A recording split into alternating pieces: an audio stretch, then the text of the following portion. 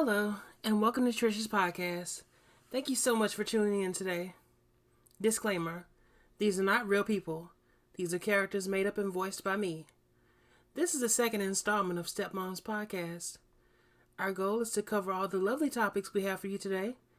Our special guests today are Lord Darnious, Mr. Ledger, King Percimus Goldrick III, and the Witch Queen Agatha.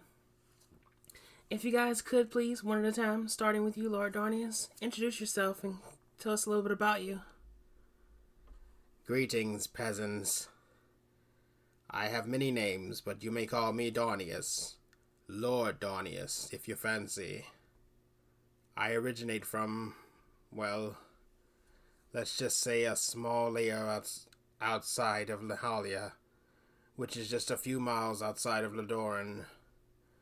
My hobbies are collecting souls, torturing people in my dungeon, and the occasional sacrifice or two warms my spirits. Okay then. That was eventful. Mr. Ledger, if we could get you to come up next, please. Hi. I've punched all my tickets and spent all my tokens. And here I am in your prize booth, waiting for the big stuffed bear.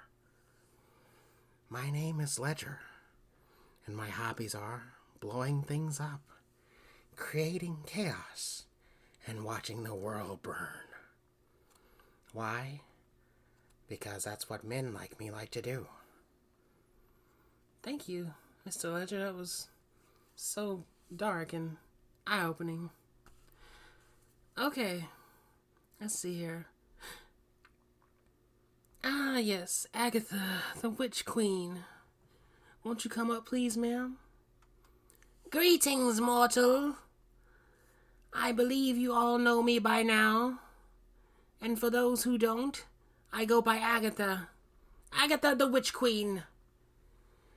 My hobbies are mixing up deadly poisons, spellcasting, enchanting things and animals to do my bidding, and the occasional mind-controlling pedestrians, because, well, it's funny. Well, we are just full of chaotic energy today on this panel. Okay, then. Can we please have King Percimus Goldrick III? Yes, greetings, salutations, your king is here. I am King Percimus Goldrick III. You may call me King Percimus for short. My hobbies include adventuring, questing, riding horses with my daughter, cooking, fencing, combat training, archery, tending to the sick, and giving to the poor. Alright then. Thank you, King Percimus. That was wonderful. Today we're going to be talking about a few things that are on our guests' minds. Having sort of a sneak peek into what's rattling around. No subject is taking it too far or taboo. So, having said that, let's get started. Who wants the floor? Queen Agatha, you got it, babe. I want to talk about Obama. I don't understand how someone can do so much good publicly and then get dragged for his behind-the-scenes possibly necessary evils. I personally liked Obama. A lot. Why couldn't we keep him on as a dictator or permanent president until we got someone just as good or better to take over? Thoughts? I personally agree with Agatha. Obama did the damn thing. I mean, from the drone striking to the killing of Osama bin Laden, we love Obama. I need a t-shirt and a bumper sticker that says Obama for dictatorship. Y'all funny. A dictator in the United States? That would never work. I mean, yeah, sure. There was the Medicare situation and a lot more great things Obama did to make us love him, but what about all the bad stuff? Y'all still want to keep him in office after that too? I mean, you don't get to pick and choose the lesser of two evils when we're talking about the same person. I really have to say, I like Obama's style. drone striking was very entertaining to watch online. Wish I could have been there to see it all go down. The Commander-in-Chief, El Presidente Barack Obama, making us all proud, one bombing at a time. What are you guys talking about? Is this for real? There's nothing good about people getting bombed. Terrorists or domestic, it's wrong. Flat out. I can't think of a more cruel way to go besides hanging or burning, which I'm pretty sure they've stopped doing that in most countries. I mean, I get it. You're villains. And you guys like Obama because he's like Deadpool, the anti-hero. I can understand that, but I can't get behind a dictatorship for America. My thing is, Obama's sort of split personality made it feel safe to be a bad guy again. You didn't have to worry who was going to foil your plans or stop you in your tracks. I mean, unless you were a drug dealer and the feds came knocking. That's one thing that I can't get behind is drugs. Drugs on the streets. We need more control over that. And guns? Well, guns are okay, depending on who has them and what they're using them for. Too many kids on the streets doing and selling drugs.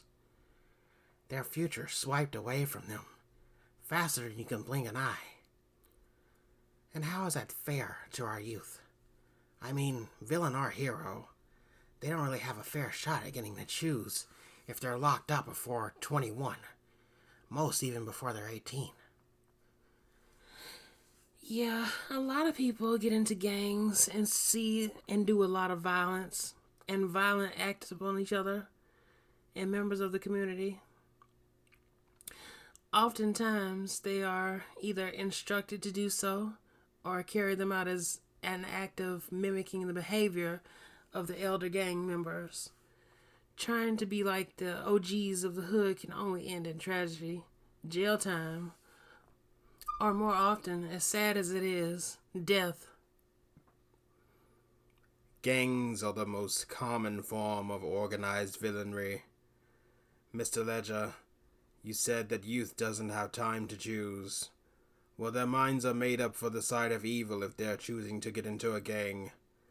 It's nothing but trouble for a young person to get into in the first place, and they have no business there if that's not the type of life they want to choose for themselves. The choice is made.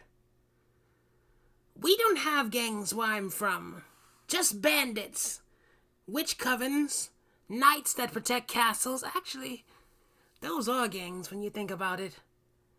I suppose it's not as bad as the Los Angeles Bloods and Crips, but still, grouping together for a goal that would be considered a gang? Technically, Scooby-Doo wasn't a gang. The police are a gang. Oh, don't get me started on the police. They're all evil and corrupt. If they had to come up in my time, we would have sent most of them to trial for their crimes. The rest directly to jail. How boring. No hangings or burnings. Not even drownings or searing the flesh.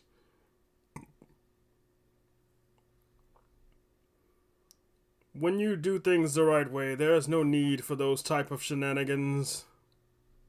You forgot beheadings. As dark and morbid as these things sound, Paladin, it is right up your alley. You owe it to your people to properly process and judge the wicked. As king, it's your sworn duty, or have you forgotten? Not in my kingdom. Maybe my father's kingdom.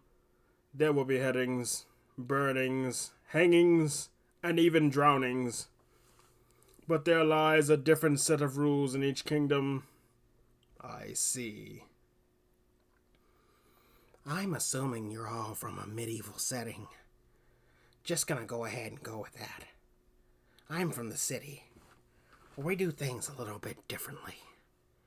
If you commit a major crime, kill a bunch of people, well, if you get caught, you get the chair or the needle. Simple as that. In some states, you get my personal favorite, death by firing squad. Nasty way to go, but fun to watch. Yeah, every state has its own laws, rules, regulations when it comes to major crimes. They don't play around about that kind of stuff at all, man. I guess it all makes sense when you think about it. I mean, if we didn't have these rules in place, people would just break them all the time without warning, good reasons, regret, or remorse. There would just be chaos in the streets, and anarchy would run amok. We have to have rules in place for all the crazy people who just want to do what they want to do. Clear and present rules and authority must be kept in order. Well, if order is to be maintained, that's what I was going to say. But Trish, we love chaos. The screams, the terror, the look on the innocents' faces when they're facing their doom. It's wonderful, and I love it. Wouldn't have it any other way. It's like Halloween, but every day. So exciting! I can agree with what Agatha is saying. When I'm in my element, surrounded by fires and screaming people begging for help, looking up silently, whispering, no. I feel like I'm at home, if I ever had one. Now I've found my place in the world, engulfed in the chaos, slipping into the darkness, never to be found again. And baby, if loving you is wrong, I don't want to be right. Bravo. Well said. I second Mr. Ledger's thoughts on personal victories against the forces of good. Things shouldn't always go according to plan, and sometimes we do like to watch the world burn. I am just a man, but what can I do with a little help from my friends would shock most. Teamwork, no matter what side of the fence you decide to land on, is very important. I stand behind it 100%. If I only had one wish, I would use it to make it so that you may all one day see the light. If not for the good of the universe, but for the betterment of your own souls. It is very unhealthy the way you carry yourselves around like this, starting village fires, terrorizing the innocent, whatever the case may be. It's very childish villainy at its very essence, and it needs to be stopped immediately. Stirring up drama, both physically and verbally, are these a pastime sort of hobby for you guys? Or is there some sort of end game? I mean, what's the career choice? What are you getting out of all this? Is it benefiting future generations? Will there be future generations? What's the story? I have so many questions. I personally think my ship has sailed when it comes to having an apprentice or heir to my throne of evil deeds. Having said that, I'm going to outlive you all anyway, so what's the point? I don't have any kids, but I suppose I could find someone to take under my wing as an understudy to carry on my legacy when I'm, well, too old to do this, or for whatever reason, out of the picture. Robbing banks is pretty good money if you pick the right ones, not to mention fun. Ah, the joys of stealing. Taking things that don't belong to you gives you such a rush. Rewards. There has always been a reward system. throughout history for villains and heroes alike. The plunder share for villains in our region just so happens to be the Villains Ball. If you've been particularly nasty, you get invited to participate in, and there are rewards for the most and diabolical villains. Even small rewards for goons, thugs, and minions. So it's like the Academy Award for villains. Precisely. I was never invited to a villain's ball. Perhaps you weren't nasty enough to enter. That was one of the major requirements. Or maybe they lost your invitation in the mail. I've been to it quite a few times myself. It's a lot of fun. They've got prizes, games, food, candy, and all sorts of things you can get into. And you can even bring up to 5 guests, so none of your favorite people have to miss out. Sorry we didn't know each other. I would have made you a +1. Excuse me? +1? What am I, a charity case? I'll have you all know that I have a boyfriend.